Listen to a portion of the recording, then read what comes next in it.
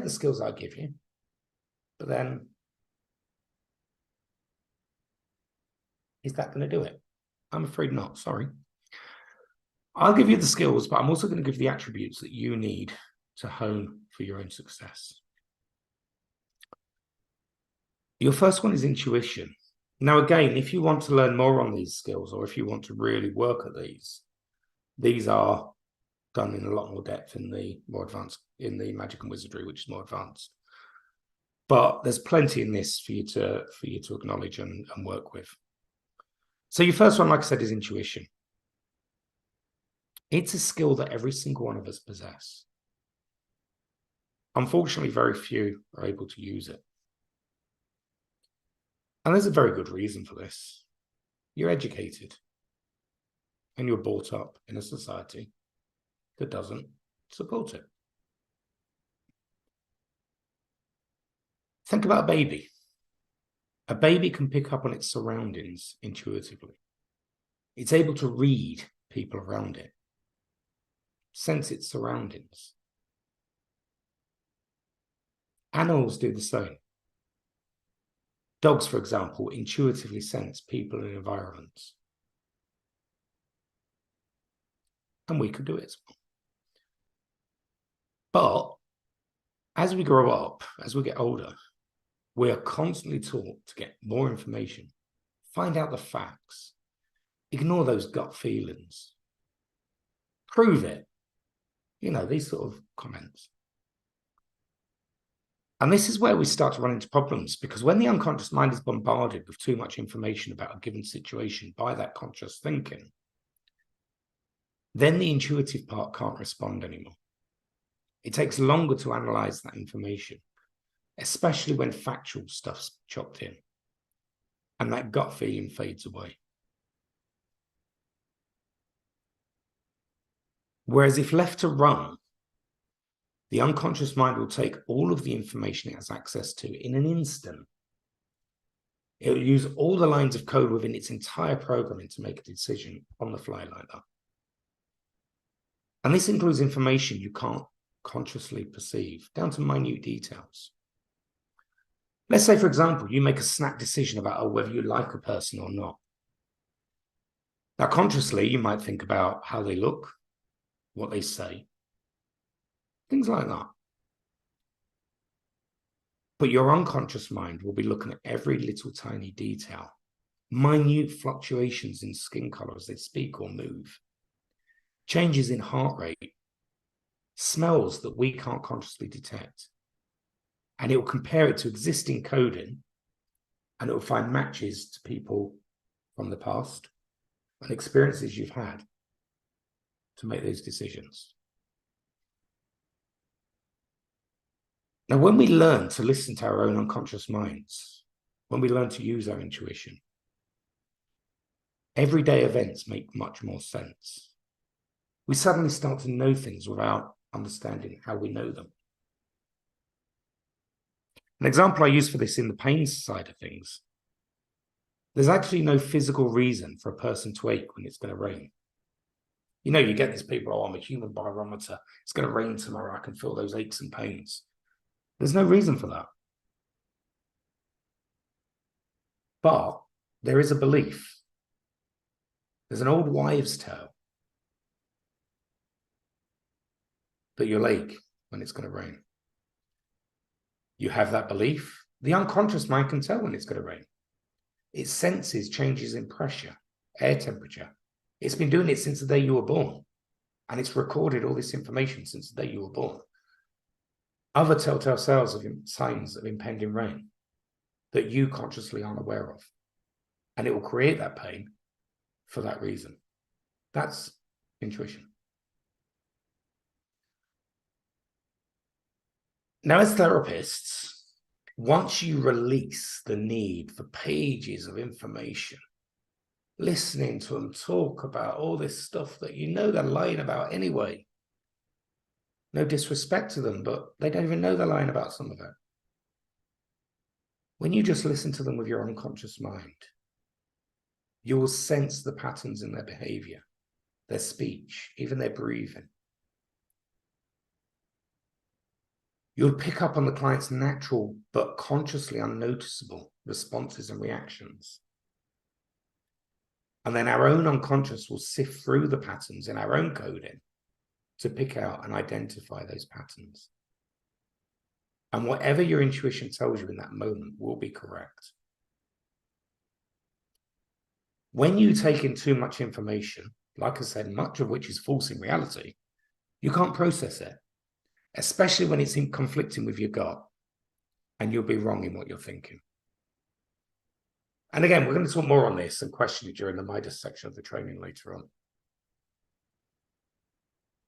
The biggest part of this is you need to learn to and acknowledge that the unconscious mind is a respected part of you, and you need to learn to trust it implacably. Once it knows you trust it, it won't see you wrong. So that's intuition. Your next one is confidence. Again, an incredibly important factor as a therapist. In the same way as the client's going to pick up on your intent or lack of, we're going to do intent shortly, they're also going to pick up on your confidence. You're reading them with your unconscious mind. They're doing the same back. They don't know it, you don't know it, but they're doing it. So your body language, your posture, your speech patterns, your thoughts are all going to be affected by your level of confidence. Even if you're faking it, there'll be signs that the confidence isn't there.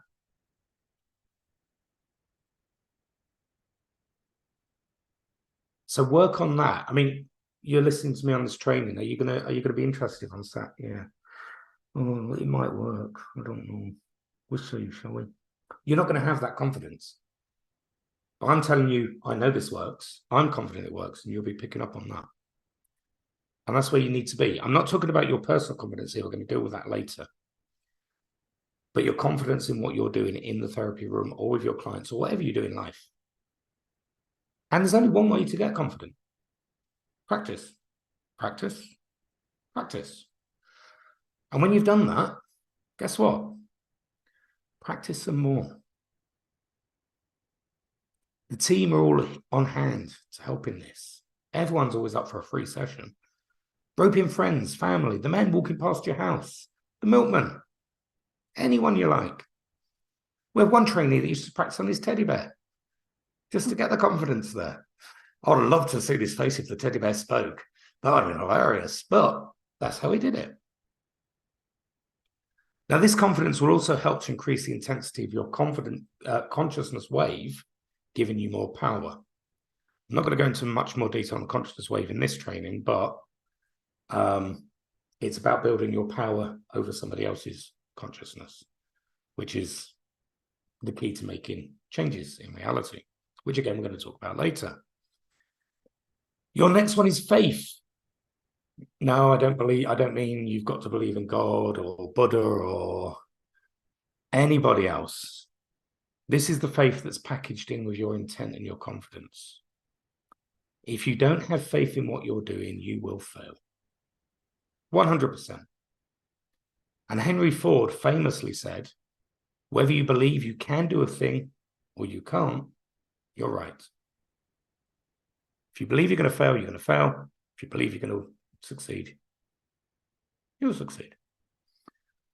So always have utmost faith in your work, whatever you're doing, and the unwavering belief and conviction of your actions. And again, this will increase your intensity of working.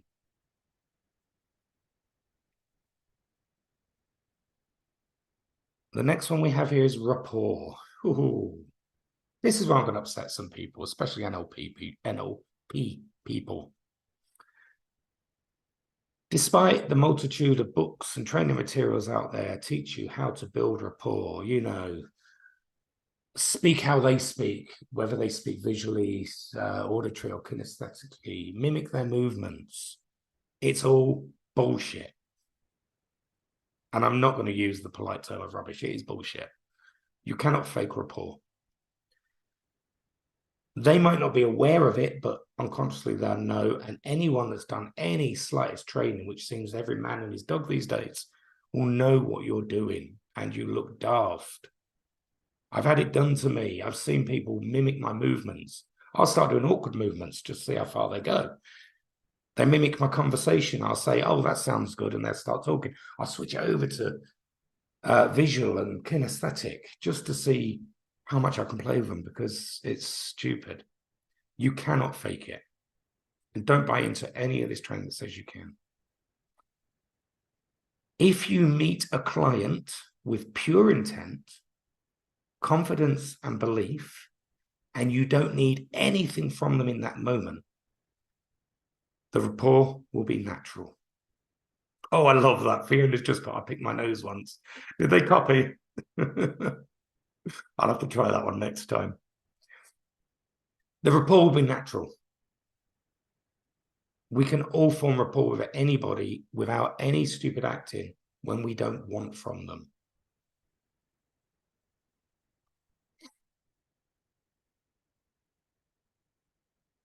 And the next one is intent, and then we'll take a short break.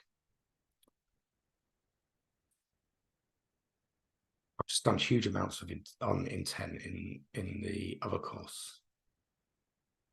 And it's still agree it is the most powerful tool in your arsenal of skills. Not possibly the most powerful, it is the most powerful.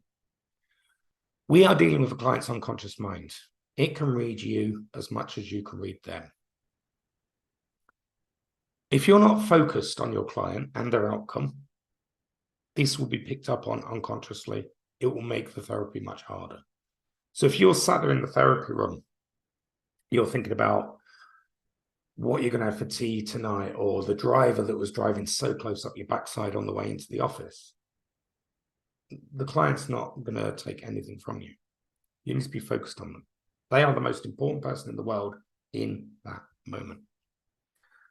Tied in with this, we have a communication layer much deeper than we allow ourselves to believe. If you look at the animal kingdom, animals don't generally speak to communicate.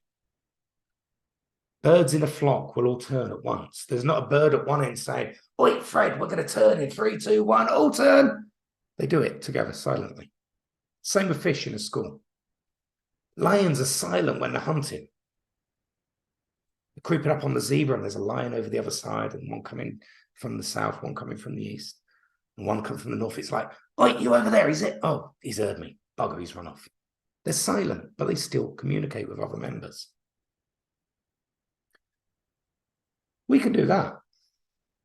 Problem is, we learn to lie. And we learn to speak. I'm guessing the speaking came before the lying. But as soon as we learned to lie, we didn't want that power of communication anymore. We still have it. Now, I've proved this. I've worked with clients who don't speak English. I've worked with a client who was completely deaf, and she had her eyes closed, and we did the session. There was a doctor in the room with me, and he was blown away. He was like, "How is she responding?" I'm like, "She can hear me." "She can't. She's deaf." "Yeah, okay. Write that one up."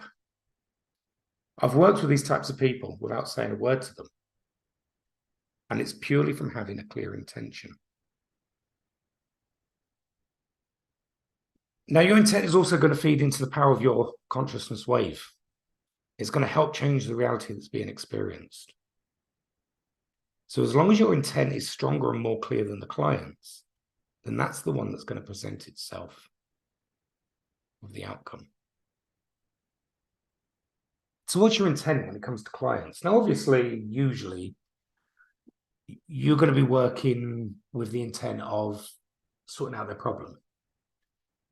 Things that can put a lot of pressure on, and sometimes what they think's the problem isn't the problem.